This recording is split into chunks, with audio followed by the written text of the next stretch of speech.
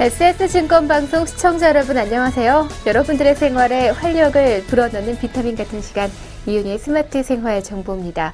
네, 여러분들은 작년 한 해 몇 권의 책을 읽으셨나요? 저는 작년 한 해 읽은 책의 권수를 살펴보니까 그 전년도보다 훨씬 더 못 미치는 10권이 채 안 되는 책을 읽은 것 같더라고요. 네, 아무래도 1년에 한 달 정도, 한 달에 한 권 정도는 읽어야 되는데 늘 선망만 하고 늘 읽고 싶다는 마음만 가지고 읽지 못하는 것 같습니다. 올 한 해는 꼭 12권 이상의 책을 읽는다는 목표를 가지고 시작을 해보도록 하겠습니다. 여러분들도요, 올해는 12권보다 더 많은 30권 이상의 책을 읽으면서 마음의 양식 채우시기 바랍니다. 그럼 이윤희의 스마트 생활 정보, 오늘 도서 정보와 함께 합니다.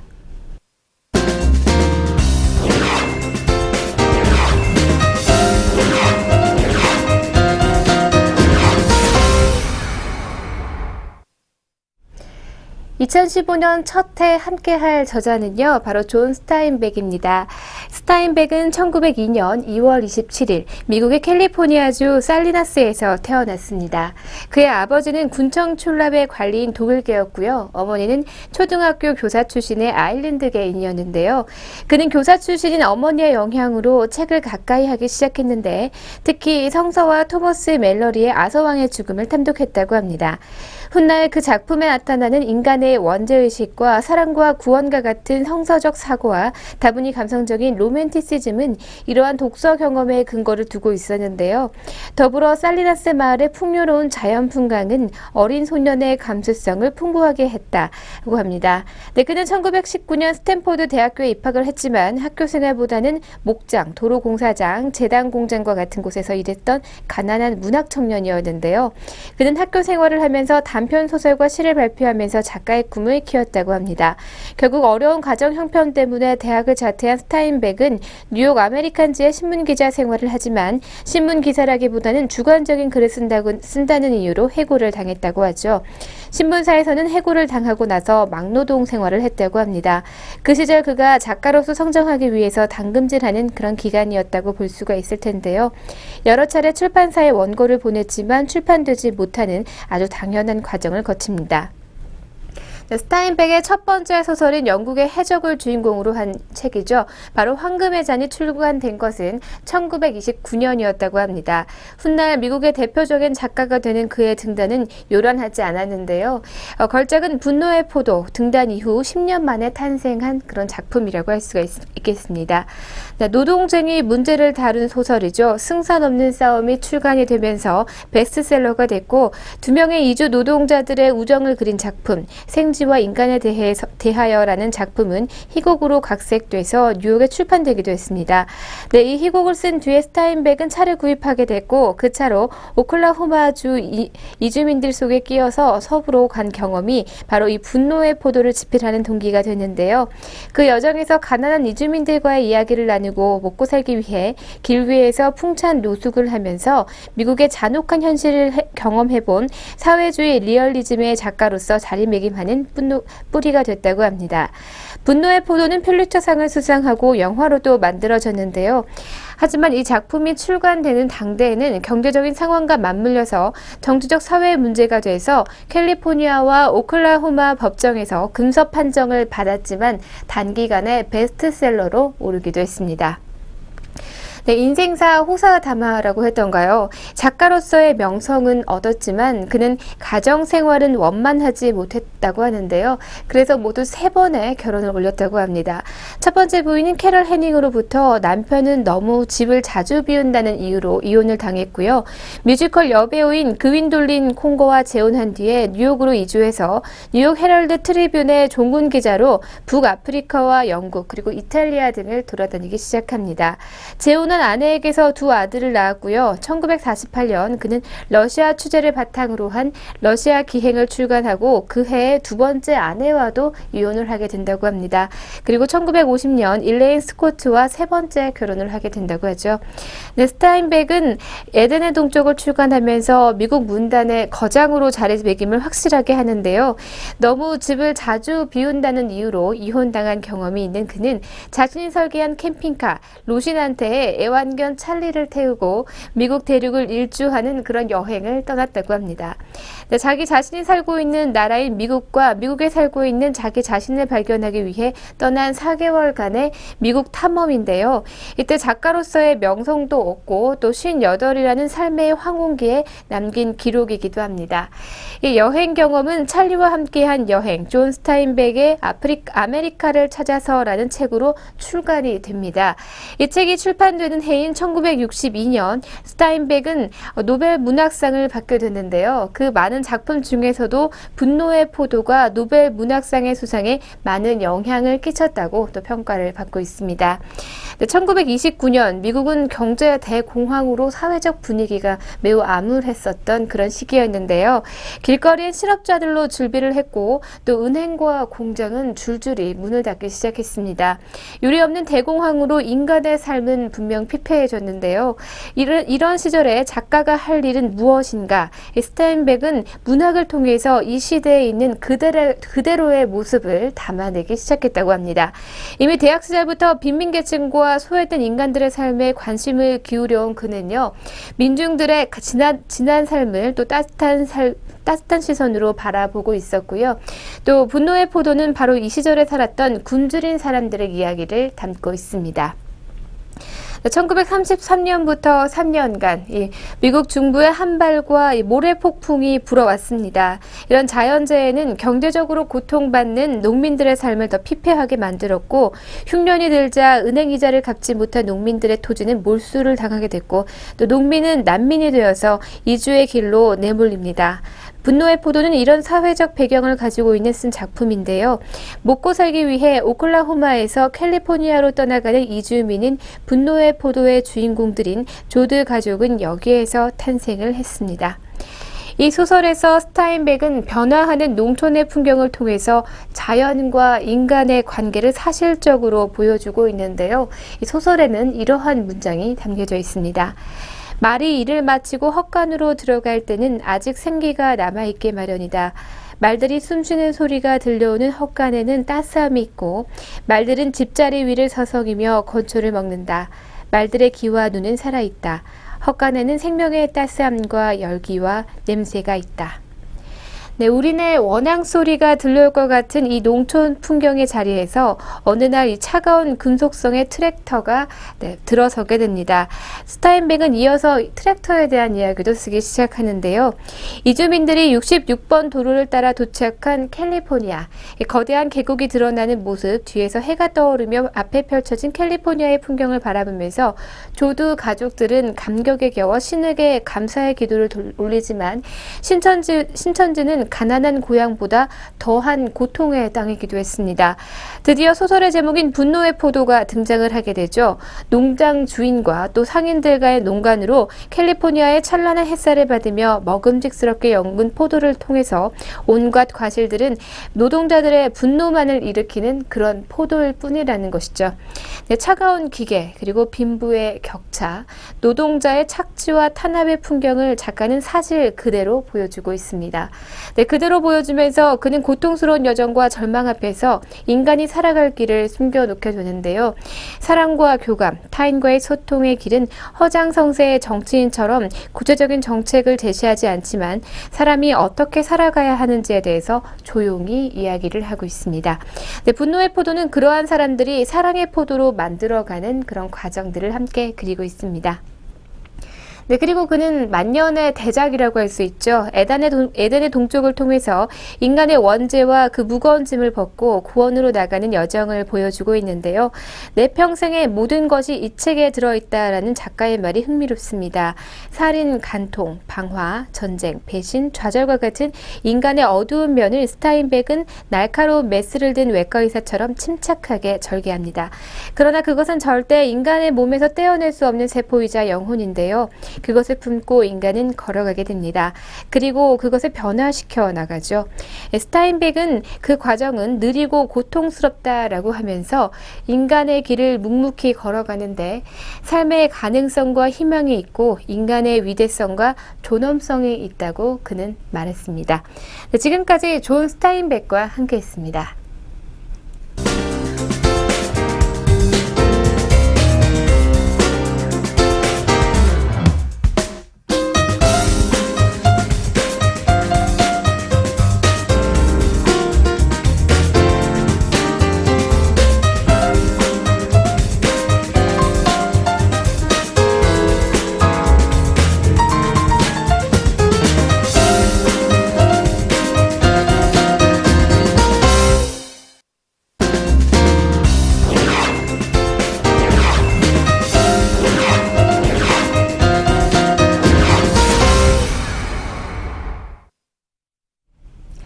네, 여러분들과의 도서 리뷰를 통해서 새해 처음으로 펼친 책은요, 평생 갈 네 사람을 남겨라 라는 책입니다. 불의의 사고를 당했을 때 내 가족을 보살펴줄 사람이 당신에게는 있습니까? 혹은 반대로 당신의 친구가 긴급하게 돈이 필요하다거나 심각하게 위기 상황에 빠졌을 때 조건 없이 내 것을 내주고 도와줄 수 있습니까? 네, 휴대폰 속의 수많은 번호 속에서 이런 사람은 쉽게 발견되지 않을 텐데요. 평생 갈 네 사람을 남겨라는 셀 수 없이 다양한 인간관계를 맺고 소통하는 현대인. 가족을 챙길 겨를도 없이 뛰어다니며 건강을 해칠 만큼 바쁘게 살면서도 정작 가장 소중한 몇 사람조차 얻지 못한 채 살아가고 있는 우리 모두에게 묻습니다. 당신은 평생 갈 네 사람을 가졌는가? 네, 만약 내가 탄 비행기가 추락을 했다면 아이의 대학 등록금 한 학기분을 대신 내줄 지인들이 과연 몇 명이나 있을까요? 네, 가정 자체가 끔찍하지만 시원스럽게 대답할 수 없는 것이 더욱 끔찍하기도 합니다. 한 친구 다시 곱씹어보지만 이 가슴 한 부분은 답답하고 또 인생이 허무해지는 느낌 지울 수가 없을 겁니다. 질문을 바꿔보니 초라한 대답의 이유를 알 것 같습니다. 그럼 내가 대학 등록금을 대신 내줄 그럴 지인은 과연 몇 명이나 될까요? 솔직히 그리 많지 않은 것 같습니다. 빈약한 저의 인간관계에 대해서 따끔한 일침을 내줬다는 것만으로도 이 책을 오늘 새해 첫 책으로 선정한 것이 참 좋다고 생각을 하는데요. 평생 갈 네 사람을 남겨라는 시대가 바뀌어도 절대 바뀔 수 없는 사람에 대한 소중함을 논하고 있는 그런 책입니다. 주의 등 유수기업체에서도 15년간 근무하면서 식스시그마의 최고 권위자로 자리매김한 저자가 이 성공 키워드로 강조하는 것은 뜻밖에도 사람이라고 할 수가 있는데요. 저자는 영업의 대상이나 네트워크의 구성원으로서가 아닌 이 살냄새, 또 땀냄새, 펄펄 나는 진짜 인간관계에서나 비즈니스에서나 가장 중요한 가치가 사람임을 진솔하게 이야기하고 있습니다. 최근 소소한 에피소드를 중심으로 참된 인간관계에 대해서 40여 가지의 세부적인 논제를 제시하고 있어서요. 읽기에 정말 좀 편하게 생각할 수 있는데요.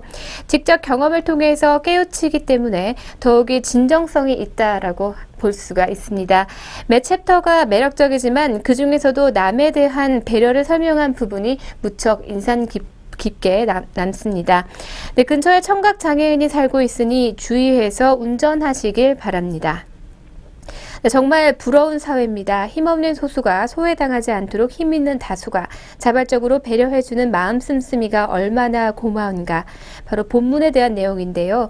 저널리스트이자 미디어 학자인 강인규 씨의 실제 경험담을 인용한 부분으로 배려라는 말만큼은 사회와의 인간관계를 따뜻하게 만들어주는 그런 키워드도 없을 듯합니다. 한편 이 책 곳곳에 숨어있는 실질적인 매뉴얼도 많은 도움이 되고 있는데요. 모든 사람이 만족하는 회식 방법, 그리고 팀장의 점심을 물어보는 팀원의 배려, 그리고 지인들이 이메일을 살펴보고 그 뜻을 기억해주는 등 사회생활을 하고 있는 누구나 활용할 수 있는 그런 더 나은 인간관계를 위한 좋은 팁을 갖고 있는 그런 책입니다. 네, 목차의 한 제목처럼 사람은 집, 꽃, 별보다 더 가치가 있습니다. 살벌한 비즈니스의 최전선에 있는 저자의 목소리가 실려 있어서 그 가치가 더욱 진솔하고 또 솔직하게 다가오는데요. 내가 바뀌지 않으면 세상도 바뀌지 않고요. 평생 갈 내 사람도 남기고 평생 갈 내 책도 찾는 일석이조의 효과를 가질 수 있는 그런 책을 추천해 드립니다. 책을 읽고 나니까요. 새삼스럽게 이게 연락이 뜸했던 오래된 친구들이 떠오르기 시작하고요. 또 늦은 시간이지만 조만간 소주 한 잔이라도 또는 따뜻한 밥 한 끼라도 함께 하면 어떨까 하는 그런 생각이 듭니다. 그럼 계속해서 저자 소개를 해드리도록 하겠습니다. 모든 일이 먼저 사람이라고 외치는 휴머니스트 저자 이주영인데요. 삼성에서 직장 생활을 해서 GE에서 재무분석 팀장, 식스시그마 팀장을 거쳐서 현재는 외환은행의 혁신 업무를 총괄하는 업무 혁신부의 팀장으로 일하고 있습니다. GE에서는 한국 최초로 식스시그마 최상위직인 퀄리티 리더에 임명되었고요. 한국 직원 중엔 유일하게 식스시그마, GB, PB, MBB 인증을 모두 획득한 명실공히 최고의 혁신 전문가라고 할 수가 있습니다. 이론과 실무를 겸비한 전문가답게 수많은 대학과 기업과 단체 등에서 활발한 강연 활동을 펼치고 있고요. 15년 직장 생활을 통해서 다양한 경험들을 통해 결국 사람이 사람이 남는다는 믿음과 철학을 갖게 된 그는 이 책에서 좋은 관계를 좋은 사람을 만나는 데 시작하는 게 아니라 내가 먼저 좋은 사람이 되는 데서 시작된다고 말하고 있습니다. 네, 그 외에 그가 지은 책으로는 식스 시그마 콘서트와 해피 메이커, 생각대로 되는 변화의 즐거움 등이 있습니다. 네, 지금까지 저자 이주영의 책이죠. 평생 갈 네 사람을 남겨라와 함께했습니다.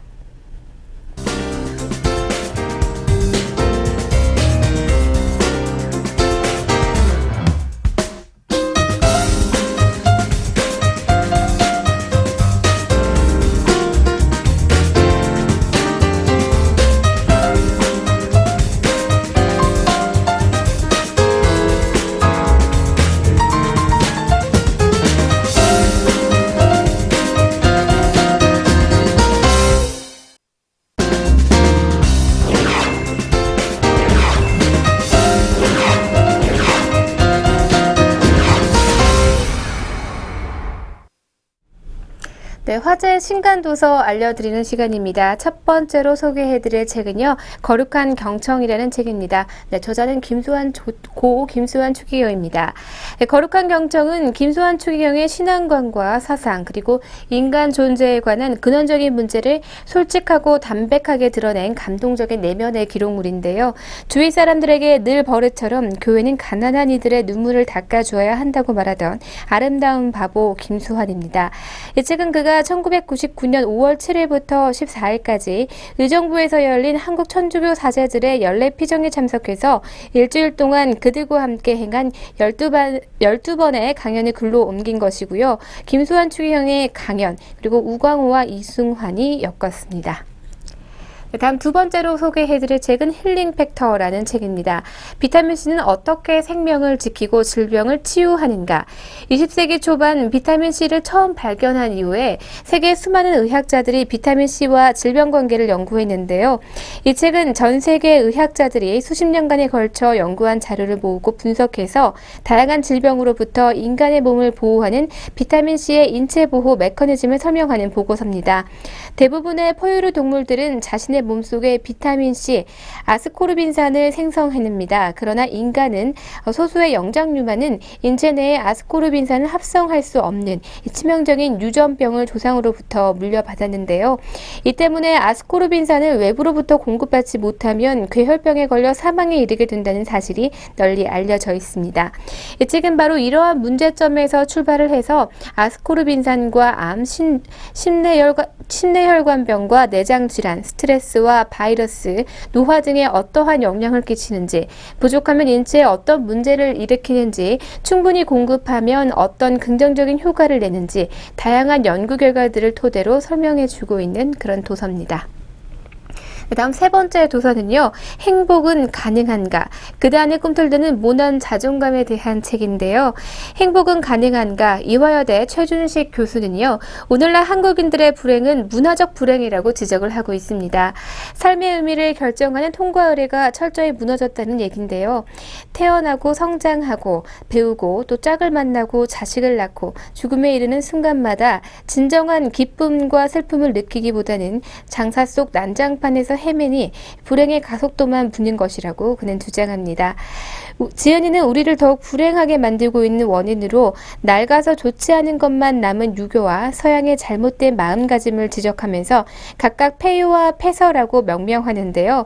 그리고 폐유와 폐설을 뒤범벅된 기형적인 문화에 꽁꽁 묶여 사는 한국인들에게 행복은 가능한지 매섭게 묻고 있습니다. 네, 다음 네 번째 도서는요, 가족의 발견이라는 책입니다. 가족에게 더 이상 상처받고 싶지 않은 나를 위한 그런 심리학 도서라고 할 수가 있는데요. 왜 우리는 가족에게 상처받고 또 힘들어하는 걸까요?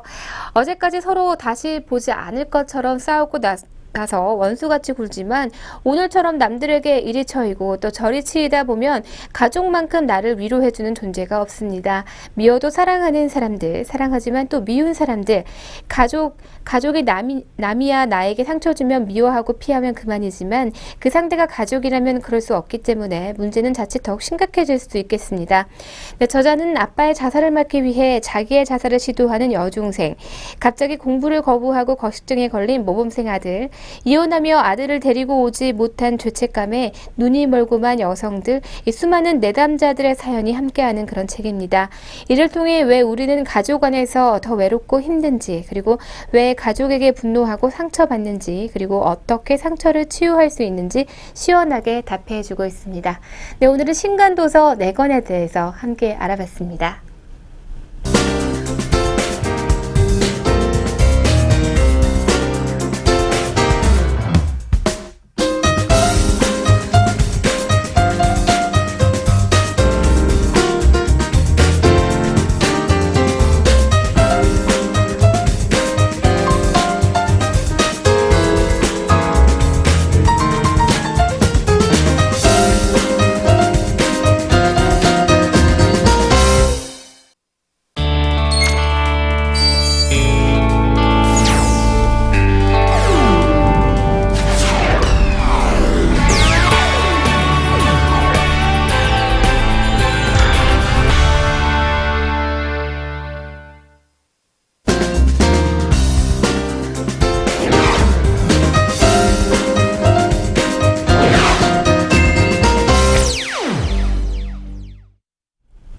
오늘의 스톡 시간입니다. 오늘도 이 증권사 추천 종목으로 2종목 알려드리도록 하겠습니다. 첫 번째 종목은요, 신한금융투자에서 추천한 종목으로 성신양회입니다. 종목 번호는 004980입니다. 산업 내 세계 1, 2위 기업의 합병이 진행 중이어서 이슈고요. 또 그리고 국내 과점업체의 탄생이 기대되고 있습니다. 부동산 3법 통과 이후에 재개발 활성화에 대한 기대감이 유효하고요. 또 건재자와 시멘트 업체의 주가가 호조될 것으로 기대되고 있습니다. 네, 동사는 현재 단양과 또 부강의 크링커, 시멘트 생산 공장을 보유하고 있고요. 전국 6개의 시멘트 출하 공장과 4개 레미콘 생산 공장을 운영하고 있습니다. 동사는 하노이 지역을 중심으로 베트남 사업을 추진하고 있고요. 영업 역량의 강화와 또 사회공헌 활동 등을 통해서 베트남 시장에서 경쟁력을 확보하고 있는 그런 업체입니다. 네, 계속해서 두 번째 종목 알려드리도록 하겠습니다. 하나대투자증권에서 추천한 AK홀딩스입니다. 종목 번호는 006840입니다. 국제 유가 하락으로 자회사 제주항공의 수익성 개선이 전망이 되고 있고요. 제주항공 상장 예정에 따른 지분 가치 부각으로 인해서 기대가 되고 있습니다. 네, 동사는 다른 회사의 주식을 소유해서 그 회사를 지배하는 것을 목적으로 하는 지주회사인데요. AKS&D와 애경유화, 애경화학, 그리고 AK캠텍, 그리고 AM 플러스 자산개발과 제주항공 6개사를 공정거래법상 자회사로 두고 있고요. 동사의 영업수익은 배당금 수익과 상표권 사용료, 그리고 경영자문 수수료 등으로 구성이 되고 있습니다. 네, 지금까지 오늘의 스톡으로 신한금융투자에서 추천한 성신양해와 그리고 하나대투자증권에서 추천한 AK홀딩스에 대해서 알려드렸습니다.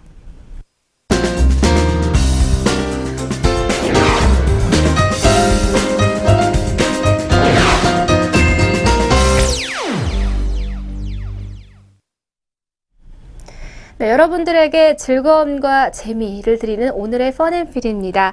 네, 여러분들은 새해를 어떻게 맞으셨나요? 지구촌 곳곳의 사람들이 맞은 새해 풍경 영상으로 함께 감상하시죠.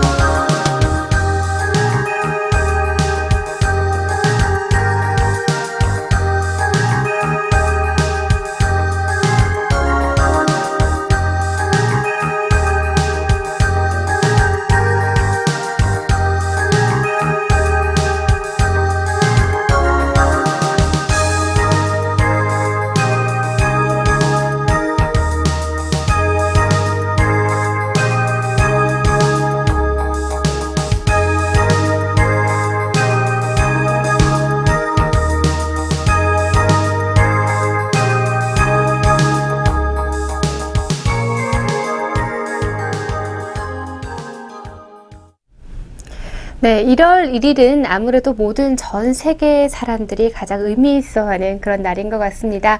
벌써 새해가 시작된 지 일주일이 지났는데요. 여러분들 마음속에 품었던 목표 잊지 않으시길 바라면서 오늘의 펀앤필은 여기까지입니다.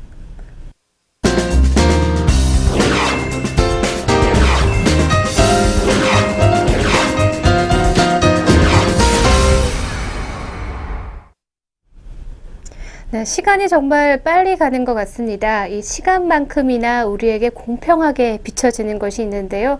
그게 바로 태양, 햇빛이 아닐까라는 생각이 듭니다. 햇빛은 어느 한 곳에 응지지지 않고 여러 곳곳에 공평하게 비추는데요. 그래서 태양은 평등을 의미한다고 하죠. 2015년은 보다 평등해지길 바라면서 오늘 이 시간 마치도록 하겠습니다. 저는 내일 이 시간 더욱 알차고 즐거운 내용으로 함께 하도록 하겠습니다. 시청해주신 여러분 고맙습니다.